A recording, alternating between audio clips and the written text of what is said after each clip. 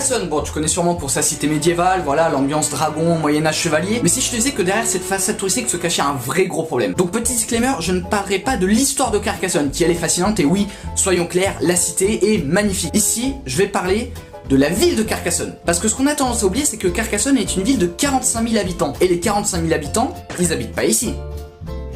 Ils habitent ici, parce qu'au XIIIe siècle, suite à des guerres, les habitants de la cité vont traverser le fleuve et vont fonder la bastide Saint-Louis, qui est aujourd'hui le vrai centre-ville de Carcassonne, là où t'as les boutiques, les commerces, la mairie, l'église, tout ça. Et déjà, si la cité elle ressemble à ça,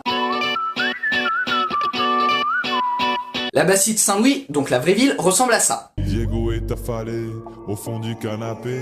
Il engueule son petit frère quand il passe devant la télé. Carcassonne s'est situé ici, dans l'Aude, entre la montagne Noire au nord et les Corbières au sud, dans un couloir qui va du Lauragais à Narbonne. Couloir avec beaucoup de vent et où il fait rapidement très chaud, donc déjà là c'est chiant. Mais voilà, encore une fois je vais pas parler d'autour, je vais parler de la ville. La ville est quadrillée, hein, bon bah si le moyen-âge oblige, et là aussi beaucoup de choses sont absorbées par Toulouse et la côte languedocienne, qui sont beaucoup plus dynamiques. Carcassonne est une ville qui reste vraiment fermée sur elle-même en fait. Il y a une vie commerçante qui se meurt, des rues sinistrées, il y a peu d'aménagements au bord de l'Aude ou du canal du Midi, donc c'est super quand on se prend de plus en plus de canicules. Pas beaucoup d'infrastructures pour les jeunes, et aujourd'hui elle ne vit que du tourisme.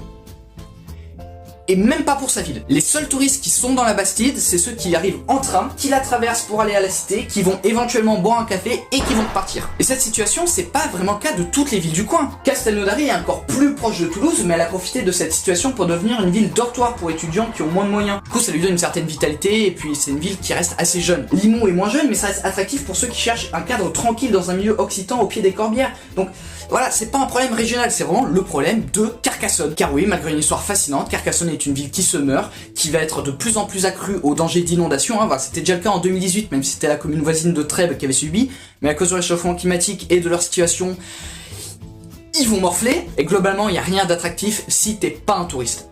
Et même si t'es un touriste, tu vas pas visiter la ville de Carcassonne, tu vas visiter la cité. Et du coup, je me suis demandé, mais pourquoi ces problèmes, on n'en parle pas? Bah parce que quand les médias parlent de Carcassonne, ils vont parler de la cité. Pas de la ville, pas des problèmes qui vont avec, non, on va parler de la cité. Et comme ça, tout le reste de la ville et ses habitants sont invisibilisés. La cité de Carcassonne est magnifique, mais c'est pas la ville de Carcassonne.